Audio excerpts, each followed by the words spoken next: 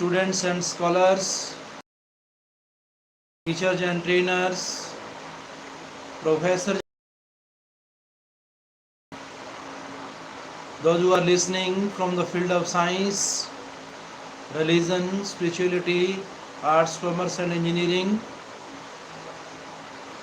the most honorable President Prime Minister Saint Dr. Modi ji, availability of respected ministers and doctors, respected reverend fathers and mothers, affectionate sons and daughters, those who are listening with 100% present sense of mind.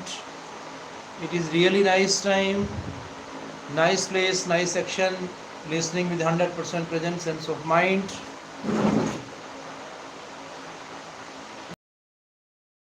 We are very lucky.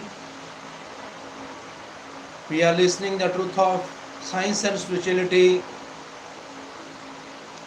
I, Dr.RKSM from USA, heartily admire, thank God who provided us wonderful time, day, place and action of listening with the truth of science and spirituality.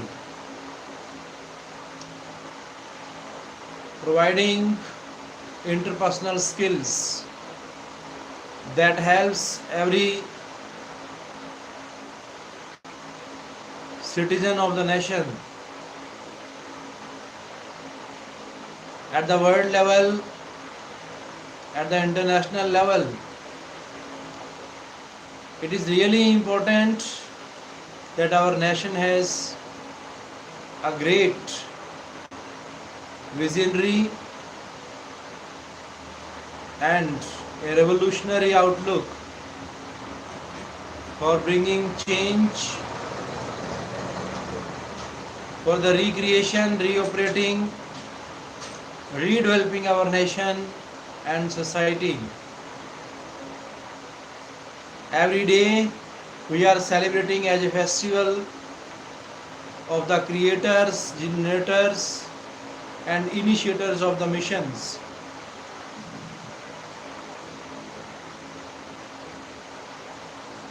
Undoubtedly, these days provide us perfect ecstatic joy of life,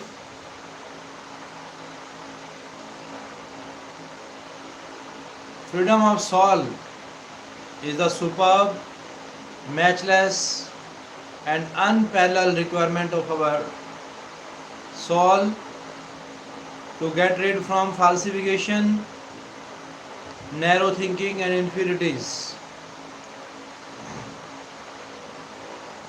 What is the difference between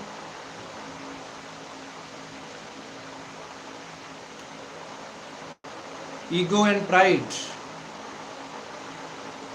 Do we have pride for being nationalistic person, or we count the blessings of God and grace of Lord? Is it the matter of pride or ego? The biggest hurdle in building a positive relationship is ego. Ego is self-intoxicating. Ego is negative pride resulting in arrogance. Healthy pride is a feeling of the pleasure of accomplishment with humanity and humility. Ego gives a swollen head while pride gives a swollen heart. Anyone can judge. Ego gives head, means unnecessary pressure on mind and heart. But pride gives a swollen heart. A big head gives a big headache, whereas a big heart gives humility. What's the truth of pride? बेपरवाहों के बेपरवाह, शहनशाहों के शहनशाह शाह मस्ताना बलूचिस्तानी जी से कलयुग विच दीनता और विनम्रता जरूरी है. Humility is the greatest necessity in this dark age. ज्यों ज्यों फल लगता जाए त्यों त्यों डाली झुकती जाए. What an example of from the nature incited by Prof.Saint Mastana Ji Maharaj for providing the true knowledge of humility as the branch of a tree comes down by being heavier, loaded with fruits, because it has become more qualitative than before. So it needs to be humiliate. It needs to be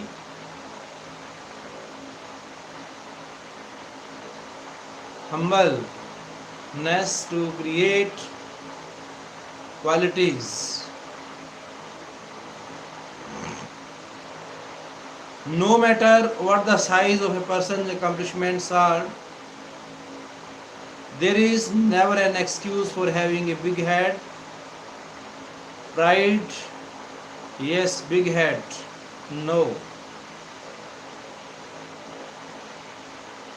Ego, the I know it all attitude.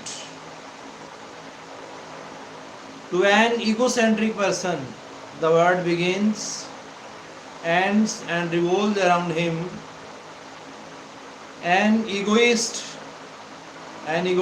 can be funny by default. A boss asked one of his employees how badly he wanted a raise. The employee said, "Really or real badly? I have been praying to God for one."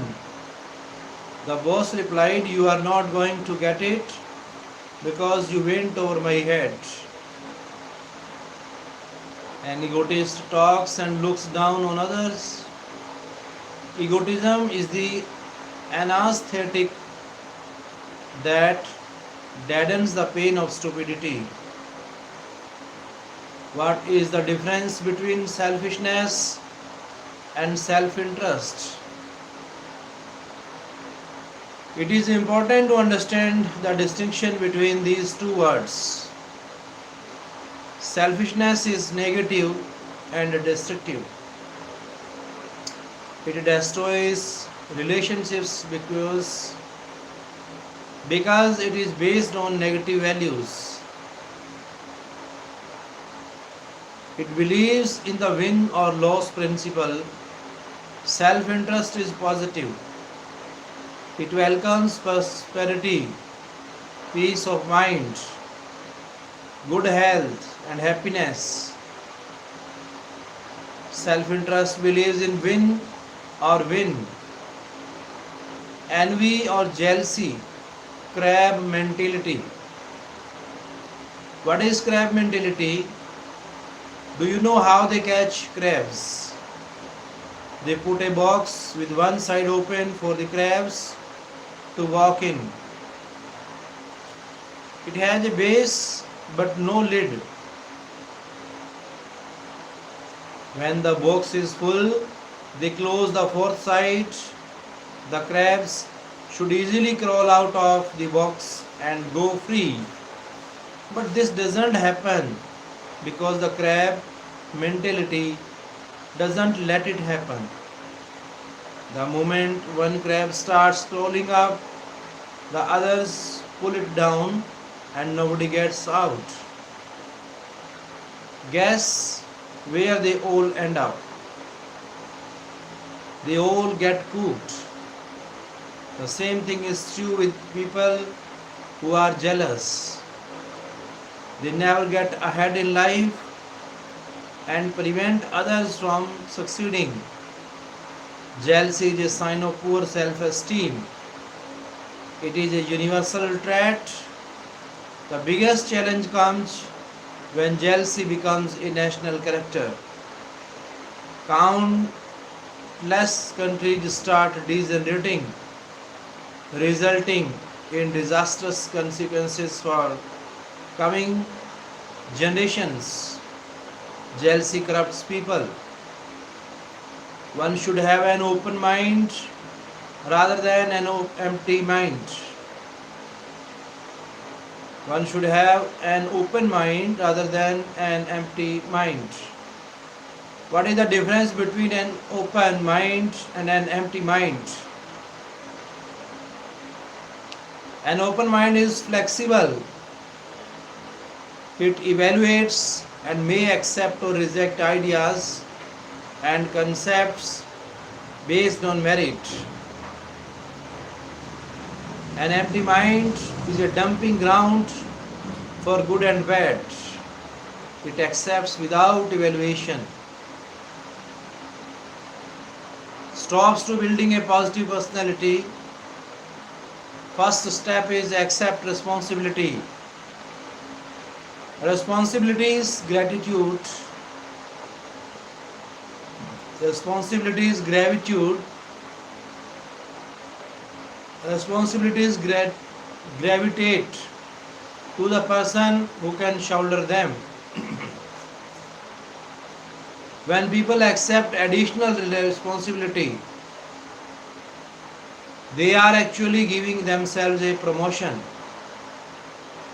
Responsible behavior is to accept accountability, and that represents maturity. Acceptance of responsibility is a reflection of our attitude and the environment we operate in. Most people are quick to take credit for what goes right, but very few would accept responsibility when things go wrong. A person who does not accept responsibility is not absolved from being responsible. Our objective is to cultivate responsible behavior. Responsible behavior should be inculcated right from childhood. It cannot be taught without a certain degree of obedience. Stop the blame game. Avoid phrases such as everyone else does it, or no one does it, or it is all your fault. People who don't accept responsibility shift the blame to their parents, teachers, genes, God, fate, luck, or the stars. Johnny said, Mama, Jimmy broke the window. Mama asked, how did he do it? Johnny replied, I threw a stone at him and he ducked. People who use their privileges without accepting responsibility usually end up losing them. Responsibility involves thoughtful action. Pettiness causes us to ignore our responsibilities. Think about it. Petty minds are busy passing the buck rather than doing what needs to be done. Social responsibility. Ancient Indian wisdom teaches us that our first responsibility is to the community, second to our family, and third to ourselves. A society starts degenerating when this order is reversed. Social responsibility ought to be the moral obligation of every citizen.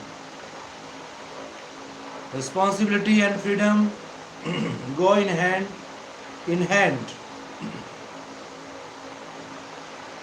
A sign of a good citizen is that he is willing to pull his own weight. The price of greatness is responsibility.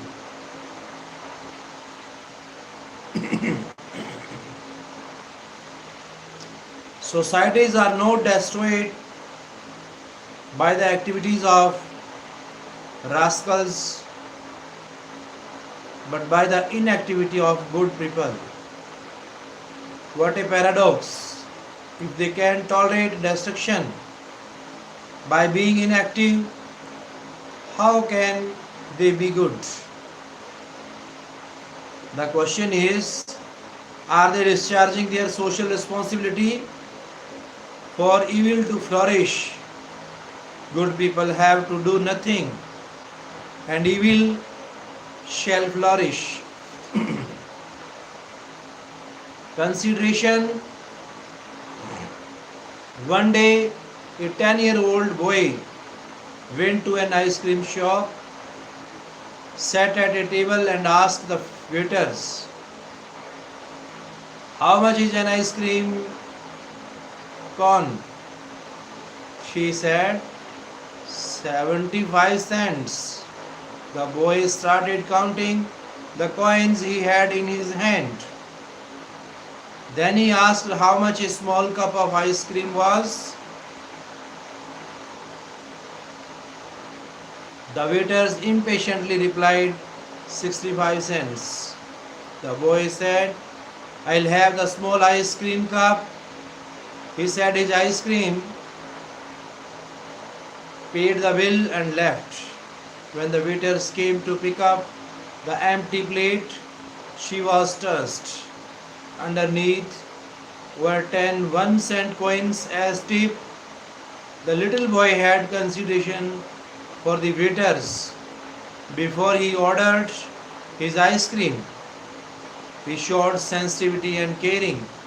He thought of others before himself. If we all thought like the little boy, we would have a great place to live. Show consideration, courtesy, and politeness. Thoughtfulness shows a caring attitude. Think win or win.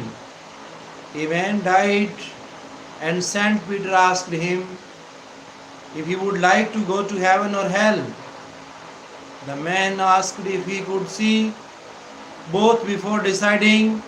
Saint Peter looked him to hell first, and the man saw a big hall with a long table, lots of food on it, and music playing. He also saw rows of people with pale, sad faces. They looked starved and there was no laughter. And he observed one more thing. Their hands were tied to 4-foot forks and knives. And they were trying to get the food from the center of the table to put into their mouths. But they couldn't. Then he went to see heaven. There he saw a big hall with a long table, with lots of food on the table and music playing. He noticed rows of people on both sides of the table with their hands tied to 4-foot forks and knives also. But he observed there was something different here. People were laughing and were well fed and healthy looking. He noticed that they were feeding one another across the table. The result was happiness,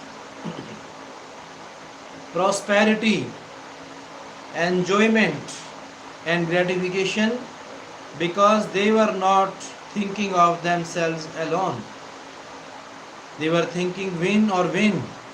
The same is true of our lives. When we serve our customers, our families, our employers and employees, we automatically win. Choose your words carefully. A person who says what he likes usually ends up hearing what he doesn't like. Be tactful. Tact consists of choosing one's words carefully and knowing how far to go. It also means knowing what to say and what to leave unsaid. Talent without tact may not always be desirable. Words reflect attitude. Words can hurt feelings and destroy relationships. More people have been hurt by an improper choice of words than by any natural disaster. Choose what you say rather than say what you choose. That is the difference between wisdom and foolishness. Excessive talking does not mean communication.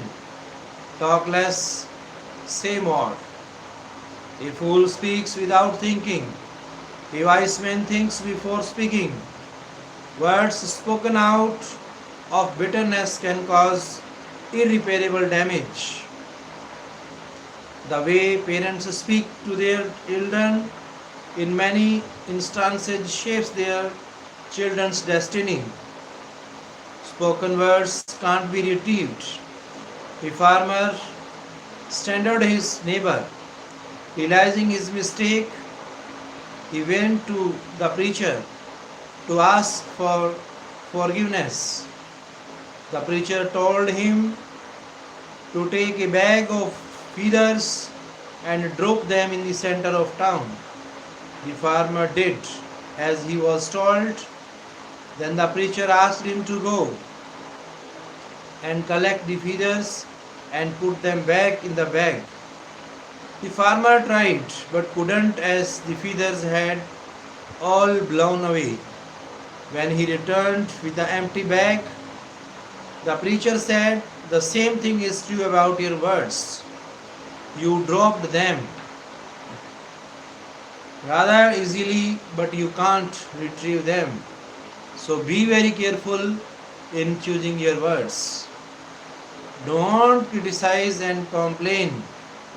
When I talk of criticism, I refer to negative criticism. Why should we not criticize? When a person is criticized, he becomes defensive. Does that mean we should never criticize, or can we give positive criticism? A critic is like a backbeat driver who drives the driver mad. Positive criticism. What is constructive criticism? Criticize with a spirit of helpfulness rather than as a put down. Offer solutions in your criticism. Criticize the behavior, not the person. Because when we criticize the person, we hurt their self-esteem. The right to criticize comes with the desire to help. As long as the act of criticizing does not give pleasure to the giver, it is okay. When giving criticism becomes a pleasure, it is time to stop. Some suggestions for giving criticism that motivates others. Be a coach. Criticize with a helpful attitude. A coach criticizes to help improve performance of the athlete. Understanding and concern will act as a motivator. The attitude should be corrective rather than punitive. Be specific rather than saying things like "you always" or "you never." Vague criticism causes resentment. Get your facts right. Don't jump to conclusions. We all have the right to our opinion, but we don't have the right to incorrect facts. Don't rush to criticize. Maintain your cool, but be firm. Criticize to persuade, not intimidate. If criticism is given appropriately, it will reduce the need for repetition. Criticize in private, not in public. Why? Because it maintains goodwill, whereas public criticism can be humiliating. Give the other person an opportunity to explain his side. Show them how they would benefit from correcting their mistake. Criticize the performance, not the performer. Don't express personal resentment.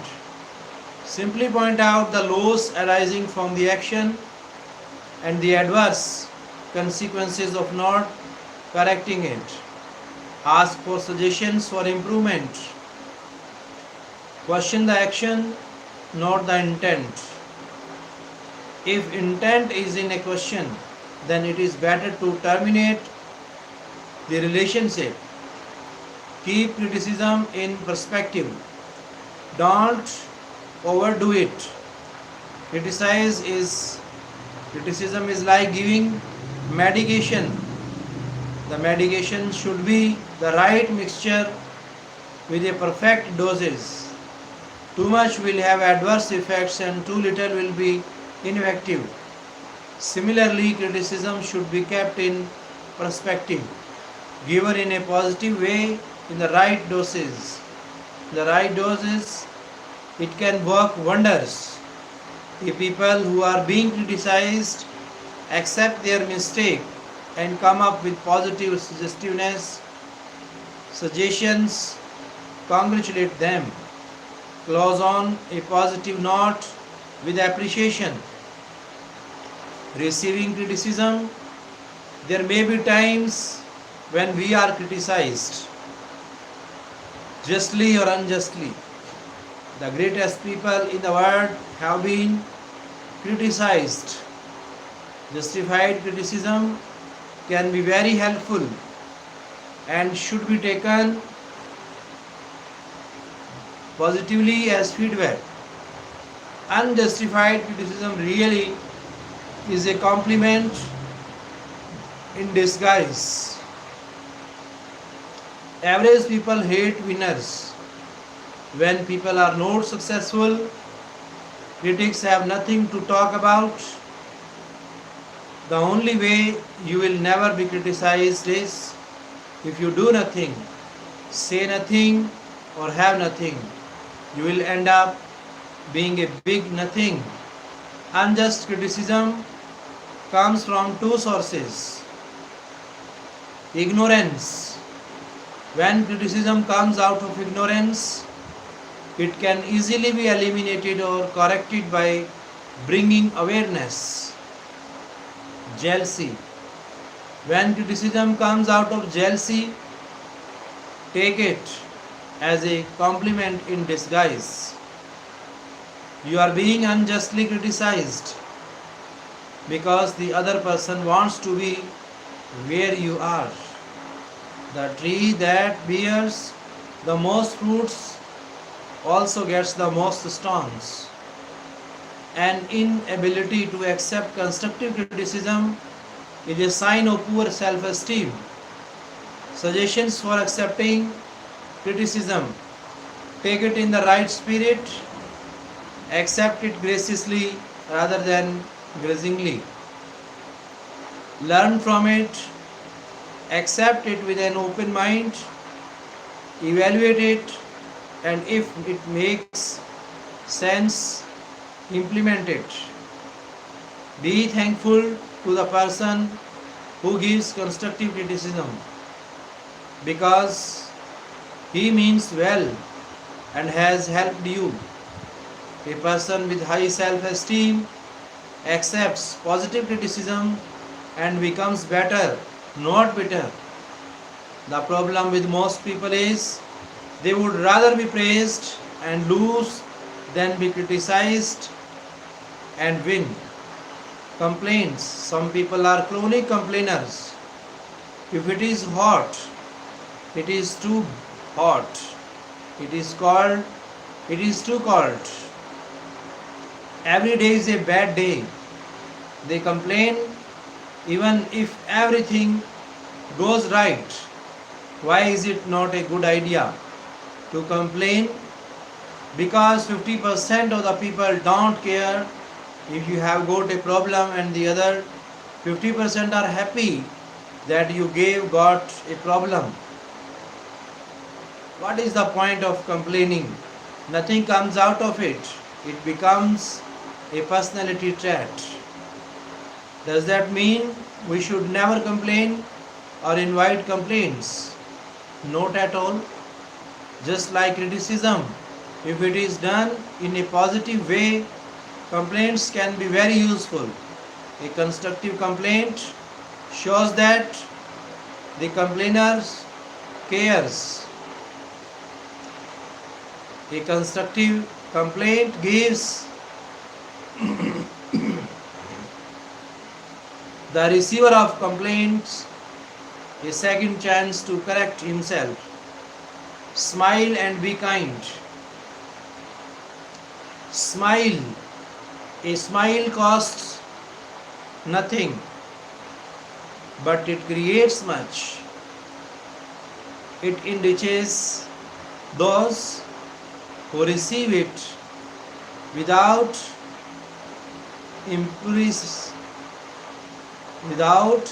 impoverishing those who give it. It happens in a flash, and the memory of it may last forever. None are so rich that they can get along with it, and none so poor that they cannot be richer for its benefits. It creates happiness in the home, fosters goodwill in a business, and is the countersign of friends. It is rest to the weary, daylight to the discouraged, sunshine to the sad, and nature's best antidote for trouble. Yet it cannot be begged, bought, borrowed, or stolen, for it is something that is worth nothing to anyone until it is given away. In the course of the day, some of your acquaintances may be too tired to give you a smile. Give them one of yours. Nobody needs a smile so much as those who have none left to give. Cheerfulness flows from goodness. A smile can be fake or genuine. The key is to have a genuine one. It takes more muscles to frown than to smile. It is easier to smile than frown. It improves face value. A smile is contagious, and it is an inexpensive way to improve looks. A smiling face is always welcome. Who likes to be around a grouch? No one except maybe bigger grouch. A warm, sincere smile shows through just like an insincere one. Put positive interpretation on other people's behavior. In the absence of sufficient facts, people instinctively put a negative interpretation on others' actions or inactions. Some people suffer from paranoia. Some people suffer from paranoia. They think the world is out to get them. That is not true. By starting on a positive note, we have a better chance of building a pleasing personality, resulting in good relationships. For example, how often have we put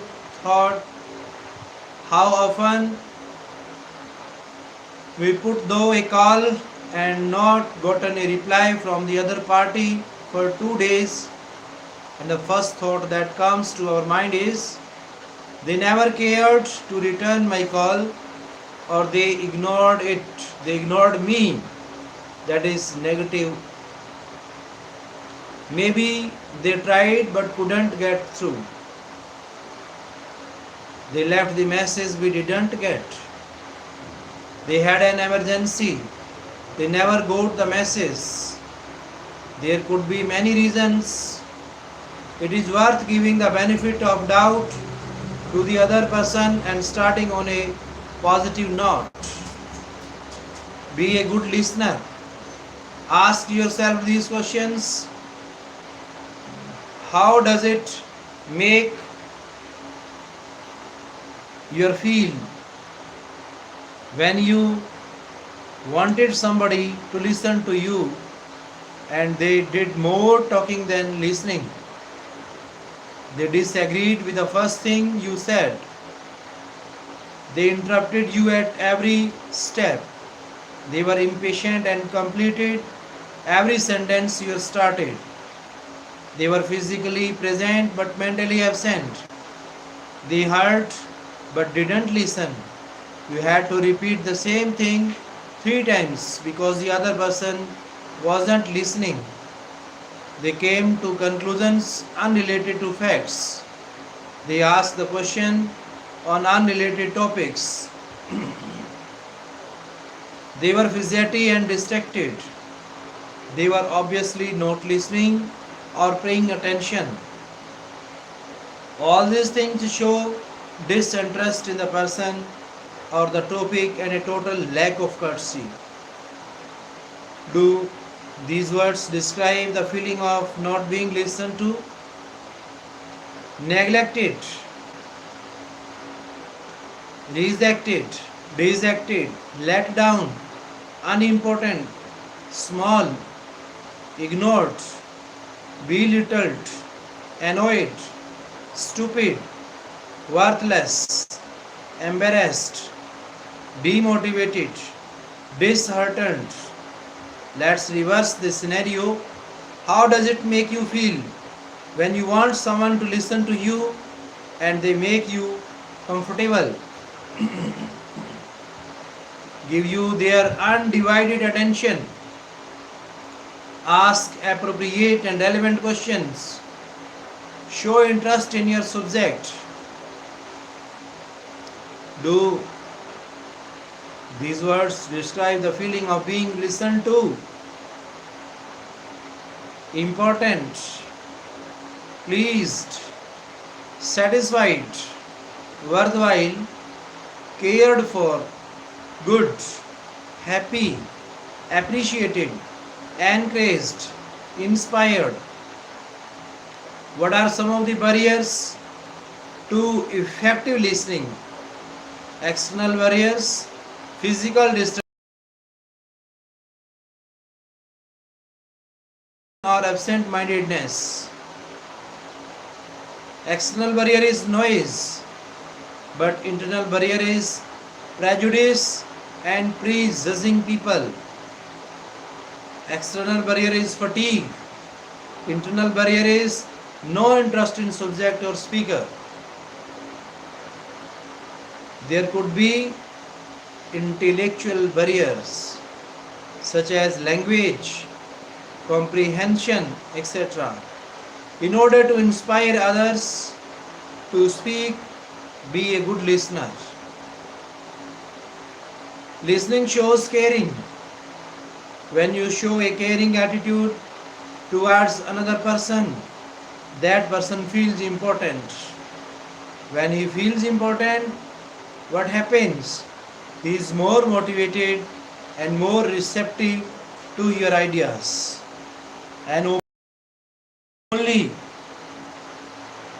believable sign of an open heart. In order to be a good listener, encourage the speaker to talk. Ask questions, it shows interest. Don't interrupt. Don't change the topic. Show understanding and respect. Pay attention, concentrate. Avoid distractions. Show empathy. Be open-minded.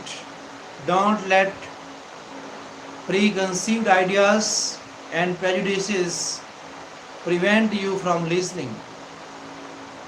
Concentrate on the masses and not on the delivery. Recognize the non-verbal communication such as facial expressions, eye contact, etc. They might be communicating a different message from the verbal. Listen to feelings and not just words. Be enthusiastic. Nothing great is ever achieved without enthusiasm. Enthusiasm and success go hand in hand. But enthusiasm comes first. Enthusiasm inspires confidence, raises morale, builds loyalty, and is priceless. Enthusiasm is contagious. You can feel enthusiasm by the way a person talks, walks, or shakes hands. Enthusiasm is a habit that can acquire and practice. Many decades ago, Charles Schwab, who was earning a salary of $1 million at a year, was asked if he was being paid such a high salary because of his exceptional ability to produce steel.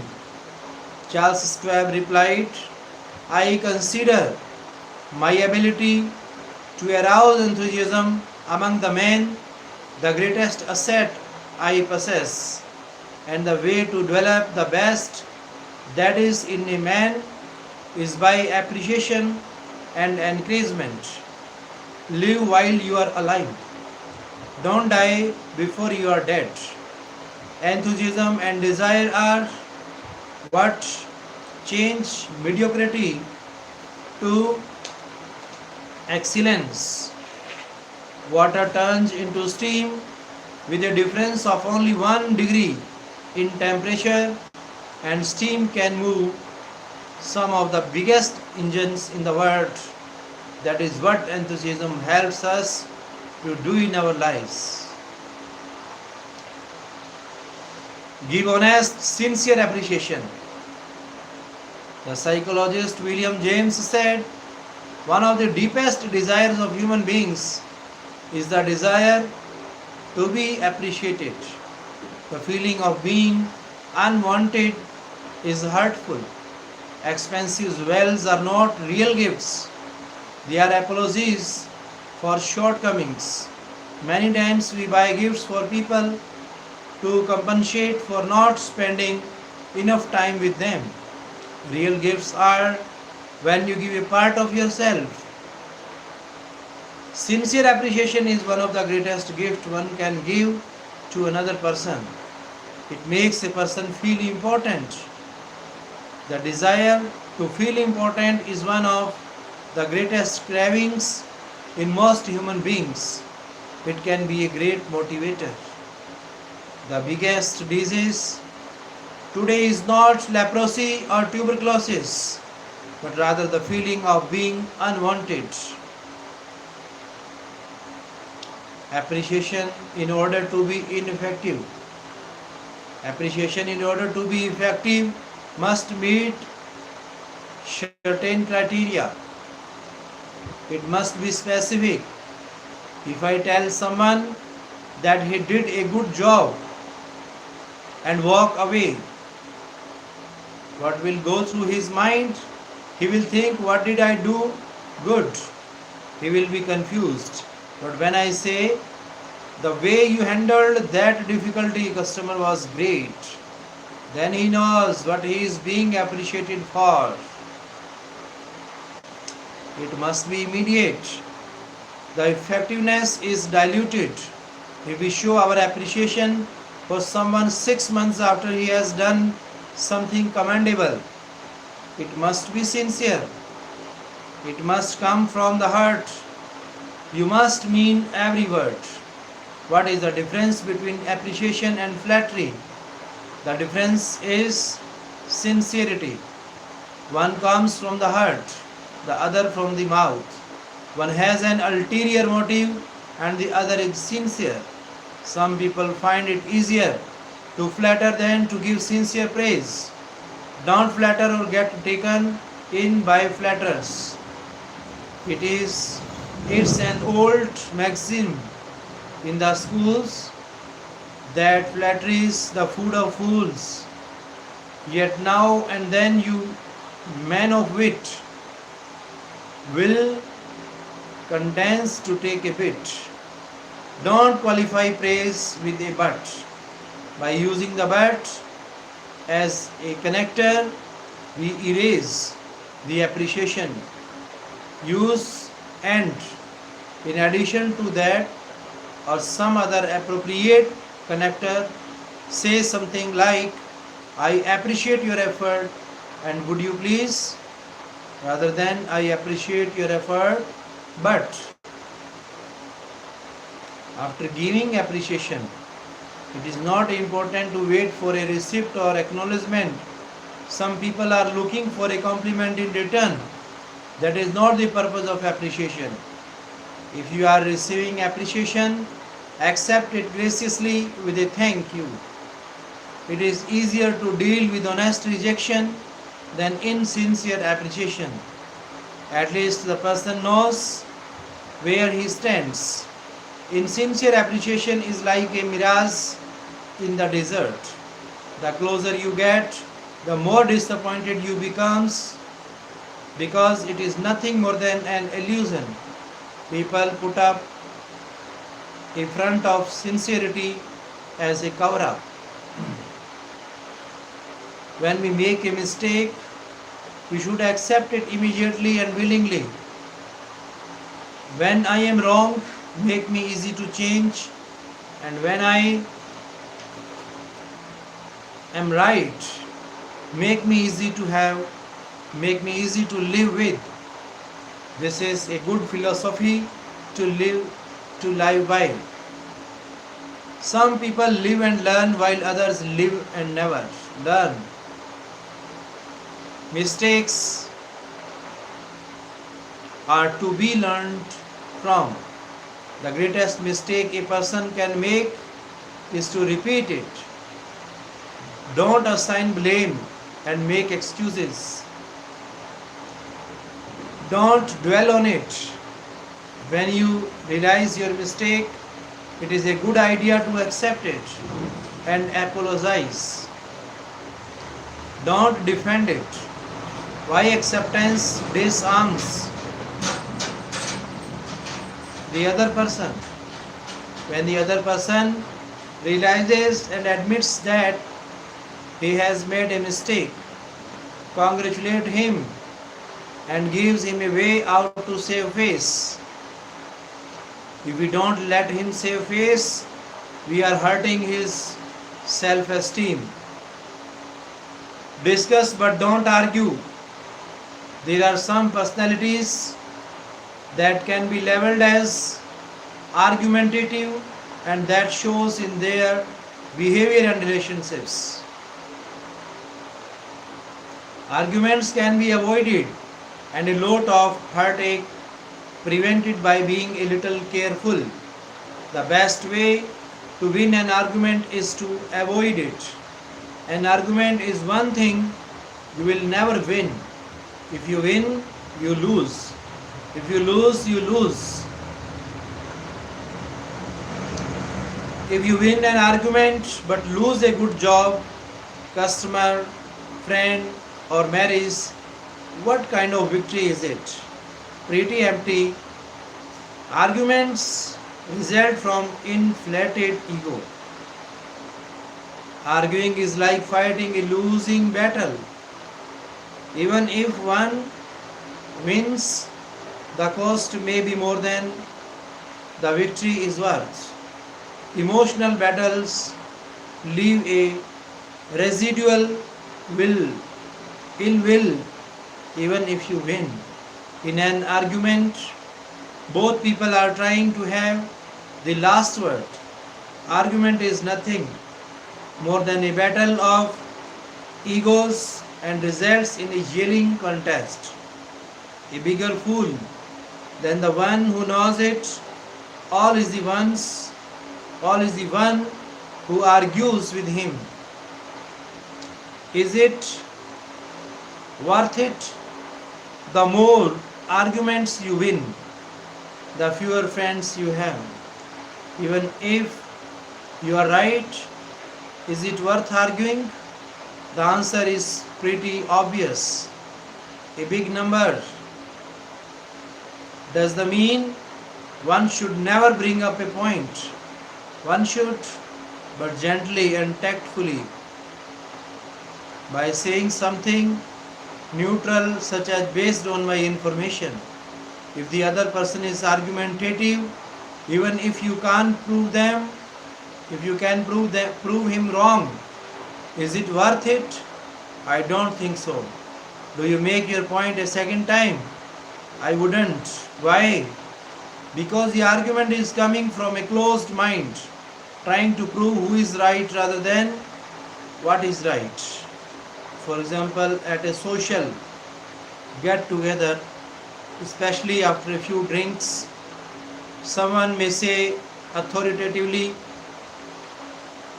the current year's export figures are $50 billion. You happen to know that his information is incorrect and the right figure is $45 billion. You read it in the paper that morning, or you heard it on the radio on the way to get together, and you have a bulletin in your car to substantiate it. Do you make your point? Yes, by saying, my information is that the export figure is $45 billion. The other person reacts. Do not know what you are talking about. I know exactly what it is, and what it is $50 billion. At this point, you have several choices. Make your point again and start an argument. Run and bring the bulletin from your car and make sure you prove him wrong. Avoid it. Discuss but don't argue. The right choice is number 3 only. If one wants to accomplish great things in life, one has to practice maturity. Maturity means not getting entangled in unimportant things and petty arguments. What is the difference between an argument and a discussion?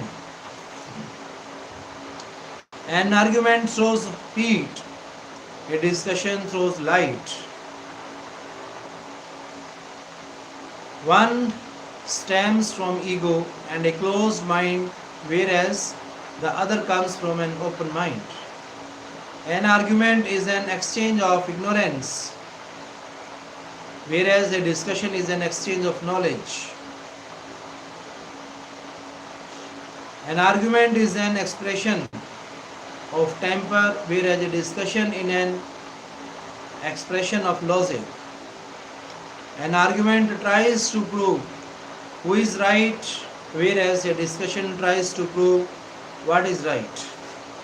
It is not worthwhile to reason with a prejudiced mind. It wasn't reasoned into him, so you can't reason it out. A narrow mind and a big mouth usually lead to interesting but pointless arguments. In order to discuss, let the other person state his side of the case without interruption. Let him blow steam. Don't try to prove him wrong at every point. Never let him drag you to his level. Treat him with courtesy and respect. That will confuse him regardless of the cause. The best way to diffuse the situation is to give a patient hearing, not fight back or retaliate. That will confuse the other person because he was expecting a fight. Note, expect an apology. For some people, apologizing is difficult even if they have made a mistake. Not make issues out of petty things, petty matters.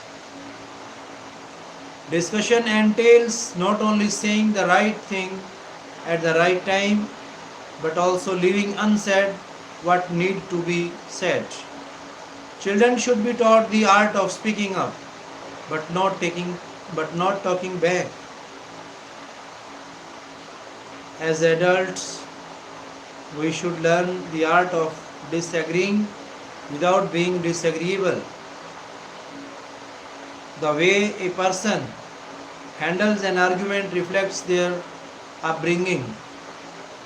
I learned a long time ago never to wrestle with a pig.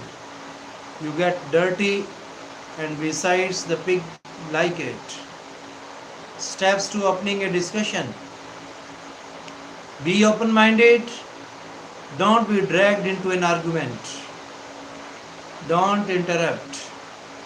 Listen to the other person's point of view before giving your own.